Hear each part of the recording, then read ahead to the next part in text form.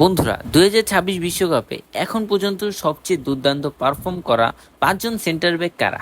চলুন দেখে নেওয়া যাক এক ফলকে। 5 নম্বরে আছেন পাও কুরবাসি। মাত্র অল্প বয়সী স্পেনের ডিফেন্সে অসাধারণ পরিণত ফুটবল খেলছেন। শান্ত, আত্মবিশ্বাসী এবং ভুল কম করেন তিনি। 4 নম্বরে আছেন রুবেন ডিয়াস। পর্তুগালের রক্ষণাভাগের আসল নেতা। তার ট্যাকেল, হেড এবং নেতৃত্ব দলকে দারুণ ভারসাম্য দিয়েছে। 3 নম্বরে রয়েছেন মার্কিনিউস। অভিজ্ঞতার সঙ্গে অসাধারণ ডিফেন্ডিং, গুরুত্বপূর্ণ ম্যাচগুলোতে বারবার দলকে বিপদ থেকে বাঁচিয়েছেন তিনি। 2 নম্বরে আছেন ক্রিস্টিয়ান রোমেরো। আর্জেন্টিনার ডিফেন্ডারের সবচেয়ে বড় ভরসা। কঠিন ট্যাকেল আর দুর্দান্ত পজিশনিং দিয়ে প্রতিপক্ষের আক্রমণ থামিয়ে দিয়েছেন। আর 1 নম্বরে আছেন উইলিয়াম সালিবা। ফ্রান্সের ডিফেন্সকে প্রায় অপরাধ্য করে তুলেছেন তিনি।